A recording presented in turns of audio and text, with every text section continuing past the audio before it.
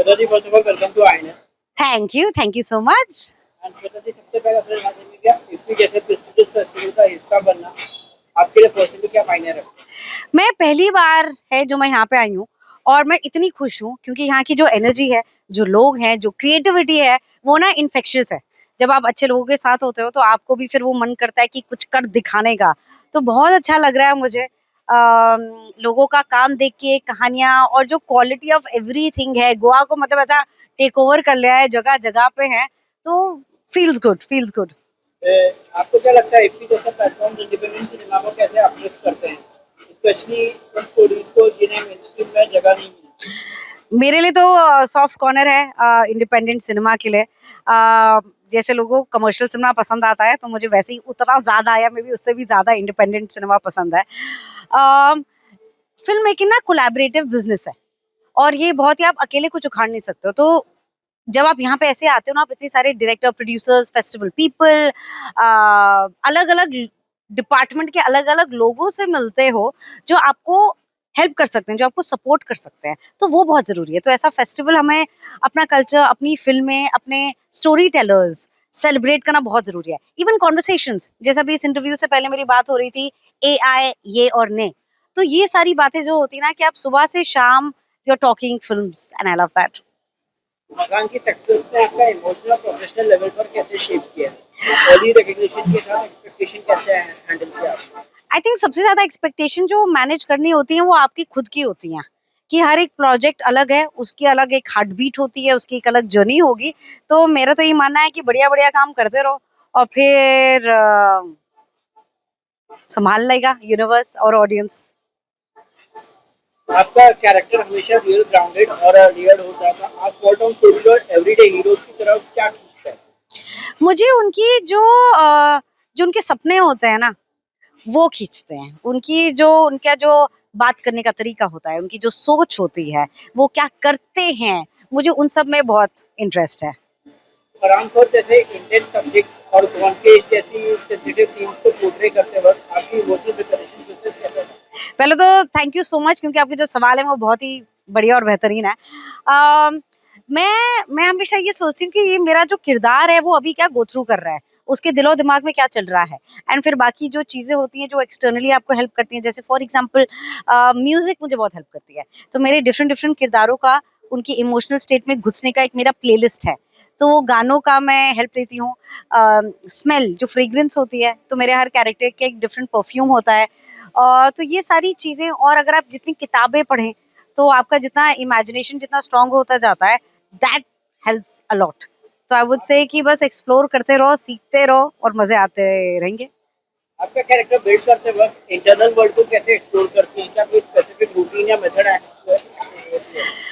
तो हर एक कैरेक्टर को अप्रोच करने के एक डिफरेंट तरीका होता है। One thing which is constant is the music, the playlist and जो परफ्यूम है, वो दोनों चीजें मैं हर कैरेक्टर के लिए करती हूँ। Another thing is I also that कि जो मेकअप है, मेरे लिए ये नहीं होता कि मेरा कैरेक्टर सुंदर लगे या अच्छा लगे। मेरा कैरेक्टर कैरेक्टर जैसा दिखना चाहिए, वो मेरे लिए बहुत जरूरी है। तो these are the there are lot of external tools जो आप यूज कर सकते हो इंटरनली, उसको क्या कहते हैं, हाँ, वो रेगुलेट करने के लिए। एंड बहुत सारी चीजें होती हैं जो आप अंदर से आती हैं, जो आप बाहर भी देख सकते हो। इंडिपेंडेंट सिनेमा और मेनस्ट्रीम स्टोरी टेलिंग के बीच बैलेंस मेंटेन करना आसान नहीं होता। आप कैसे बैलेंस करते हैं? मैं वो करती हूँ जो मुझे, जहाँ मैं मुझे जो मजा आएगा। आई थिंक इवन अब मैं प्रोड्यूसर भी बन चुकी हूँ, तो जिस टाइप की मुझे कहानियां भी बतानी है, I want to tell stories जो कि चैलेंजिंग हो, जिसको जो सरप्राइज करें, जो देखने में आप थोड़ा आप कुछ महसूस करो। तो even as an actor and producer, ये दोनों चीजें, मतलब ये सारी चीजें मेरे लिए बहुत मायने रखती हैं। मैम, आप काफी कैरेक्टर सोशल स्टिग्मा जजमेंट और पर्सनल बैटल फेस करते थे। ऐसे रोल करते वक्त आपको एक आर्टिस्ट की रिस्पॉन्सिबिलिटी कैसे फील होती आई थिंक एक ह्यूमन की रिस्पॉन्सिबिलिटी ये है कि आप जो कहानियां बता रहे हो, वो जो हम लोग एक बबल में रहने लगते हैं। तो बहुत जरूरी है कि आप अपने उस बबल से निकलो और आप ये देखो कि शहर में, देश में, दुनिया में क्या हो रहा है। क्योंकि अगर पता ही नहीं हुआ क्या हो रहा है तो आप वो सोल्यूशन आप कैसे कुछ करोगे, any change that you want to bring. So it's very, and that's what I love about art and cinema, कि आपकी आंखें, जो खिड़कियां जो दिल और दिमाग की होती हैं, वो खोलना बहुत जरूरी है। ओटीटी ने स्टोरीज और कैरेक्टर्स को एक्सप्लोर करने के नए तरीके दिए हैं। आपको लगता है ओटीटी प्लेटफॉर्म ने एक्टर्स के लिए स्पेस एक्सपांड किया है? बिल्कुल, not just for actors, I think writers के लिए, टेक्नीशियंस के लिए, कास्ट क्रू सब के लिए ओटीटी का तो मैं कहती हूँ कि एक श्राइन बनाना चाहिए, क्योंकि इतने लोगों को सिर्फ एम्प्लॉयमेंट ही नहीं, अच्छा काम करने का, because as creators we are hungry, भूख लगती है अच्छा काम करने के लिए। तो ओटीटी ने वो, मतलब मुझे तो गजगामिनी गुप्ता दी हैं, तो मुझे तो ओटीटी बहुत पसंद है। वुमेन ड्रिवन सब्जेक्ट्स की बात की जाए तो ओटीटी में हम देखते हैं ज़्यादातर वुमेन ड्रिवन सब्जेक्ट्स की वजह से भी जल्दी क्राइम आई। तो वो भी वुमेन ड्रिवन सब्जेक्ट्स पे लीड जो है वुमेन की करी थी। ये एक्ट्रेस थी। इनफैक्ट नेगेटिव कैरेक्टर भी वुमेन की था। क्या आपको लगता है कि मतलब इंडस्ट्री सच में चेंज हो रही है या बहुत कुछ बाकी है अभी? इंडस्ट्री तब चेंज होगी जब देश चेंज होगा, तो देश भी चेंज हो रहा है और इंडस्ट्री भी चेंज होती रहेगी। इंडिपेंडेंट प्रोजेक्ट में काम करते वक्त आपको क्या क्रिएटिव फ्रीडम मिलती है जो मेन स्ट्रीम से मिसिंग होती है? लकीली टचवुड, एक्चुअली जो मैंने मेन स्ट्रीम भी काम किया है वहाँ भी मुझे क्रिएटिव फ्रीडम मिली है, क्योंकि ये कोलैबोरेशन होता है, तो बातचीत बहुत ज़रूरी है। अपने डायरेक्टर से बात करना, अपने प्रोड्यूसर को से बात करना, राइटर से समझना कि अगर कोई चीज़ है तो वो क्यों है। तो I think that conversation, no matter अगर चाहे वो इंडिपेंडेंट हो या कमर्शियल हो, वो बातचीत तो बहुत ज़रूरी है। लॉन्ग टर्म स्टोरी टेलिंग की बात की जाए लाइक ओटीटी प्लेटफॉर्म में कैरेक्टर का काफी डायनामिक आर्ट होता है, तो आप अपने परफॉर्मेंस के फॉर्मेट के हिसाब से कैसे अडॉप्ट करते हैं?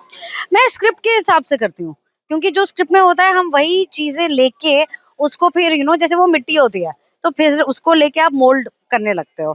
तो जो रिक्वायरमेंट है, क्योंकि हम as actors we are servicing that project, that story, तो हमें वो वहाँ पे जस्टिस करना है। तो वही लगता है कि जो राइटर और डायरेक्टर ने लिखा है, मैं जो उन्होंने इमेजिन किया है उसको या तो मैच करूँ या उसको से और भी बेहतर बना दूँ। आपको प्रोडक्शन हाउस की बात की जाए तो क्या फ्यूचर में आपको वंडरफुल बैनर के नीचे एक्टिंग या प्रोड्यूसिंग दोनों करते हुए देखते हैं? बिल्कुल 100%, ऐसा कुछ रूल नहीं है कि मैं सब में एक्ट करूंगी या मैं प्रोड्यूसर सब करूंगी, क्योंकि वंडरफुल है, but I will be acting in जहां मुझे लगता है कि आई शुड बी कास्ट, क्योंकि मैं कास्टिंग, मैं मुकेश छाबड़ा के साथ कास्टिंग करती थी, तो बहुत कुछ सीखा है मैंने उनसे। तो कास्टिंग भी ना, it's almost like match making, कि आप जो सबसे ज्यादा जस्टिस कर पाओगे, हर डेफिनेटली एक ग्रीड होती है कि आप डिफरेंट डिफरेंट चीजें ट्राई करो, वो करनी भी चाहिए, बट कास्टिंग बहुत जरूरी है, तो वो मैच द फॉलोइंग में वो करेक्ट मैच होना इम्पोर्टेंट है। वंडरफुल प्रोडक्शन का विजन क्या है? आप किस तरह की कहानी या थीम प्रोसीजर करना चाहते हैं? फियरलेस फन या एक्सपेरिमेंटिंग? ऑल ऑफ दैट, क्योंकि मैं चाहती हूँ डिफरेंट डिफरेंट चीजें ट्राई करना, क्योंकि जब आप ट्राई करते हो तो आपको समझ में आता है कि सबसे ज्यादा मजा आपको किस चीज में आ रहा है, और क्या खुद खाने में मजा आ रहा है और दूसरों को खिलाने में क्या मजा आ रहा है। तो दो चीजें जो मेरे लिए बहुत जरूरी हैं, which is relevant stories and engaging stories. Industry में अनप्रेडिक्टेबिलिटी के बीच अपना मोटिवेशन और ऑथेंटिसिटी कैसे मेंटेन करते हैं? मुश्किल होता है, लेकिन अगर आपको सही लोग मिल जाएं, जैसे मैं यहाँ पे अपने राइटर और डायरेक्टर के साथ आई हुई हूँ, वो भी उतना ही पैशनेटली ड्रिवन है, तो जब वो अच्छे लोग, आप जैसे लोग आपको मिल जाते हैं ना, तो कभी अगर आपको थोड़ा ऐसा महसूस हो रहा है तो उनकी वजह से आप फिर वैसे हो जाते हो। एक्टिंग और प्रोड्यूसिंग की तरफ कैसे शिफ्ट हुई? वो कौन सा मूवमेंट था जो आपका ऐसा हुआ आप स्टोरी क्रिएट करना चाहिए? ये मेरा हमेशा से मन था एक्चुअली, और मुझे स्टेज थिएटर से भी बहुत प्यार है, तो मैं थिएटर तो प्रोड्यूस कर रही हूँ, प्लेस प्रोड्यूस कर रही हूँ अब 15 साल से। तो ये था कि कहानियां बतानी है, और क्यों वेट करें किसी और का कुछ अच्छा करने के लिए। Let's take matters in our own hand, and आ गए हम अब आपके सामने। यूजुअली कास्टिंग डायरेक्टर्स की बात की जाए तो हम देख रहे हैं कि कास्टिंग डायरेक्टर्स भी अच्छा काम कर रहे हैं इंडस्ट्री में। जी अभिषेक बैनर्जी देख लीजिए, आप देख लीजिए, जी। और भी कई हैं कास्टिंग डायरेक्टर जो अच्छा काम कर रहे हैं। आपको लगता है कहीं ना कहीं कास्टिंग डायरेक्टर्स की का एडेड एडवांटेज हो जाता है कि जो इतनी ज्यादा एक्टिंग को देखते हैं और इतना ज्यादा मतलब ये उनका आपके सवाल बहुत ही बढ़िया हैं, और आप जो कह रहे हो ना वो बिल्कुल करेक्ट है। कास्टिंग करते करते ना मुझे जो एक्टिंग की सीख मिली है, बिकॉज आप डिफरेंट डायरेक्टर्स के साथ काम करो। मैं थी रॉक स्टार में, फरारी की सवारी में, मॉनसून शूट आउट में, डिफरेंट डिफरेंट डायरेक्टर्स से जब आप डिफरेंट डिफरेंट चीजें सीखते हो, सबकी अलग अलग अप्रोच होती है। तो डेफिनेटली मेरी acting, and specially thanks to Amit Kumar एक हैं जो मॉनसून शूट आउट के डायरेक्टर हैं, I give a lot of credit, कि मुझे मुझे जितना जो भी पता है इन लोगों की वजह से पता है, तो वो डेफिनेटली एक एडवांटेज रहा है, जो कि अननोइंगली हो गया, ये मेरा प्लान नहीं था, विच इज वाई मुझे लगता है कि ना आप अच्छा काम करते हो।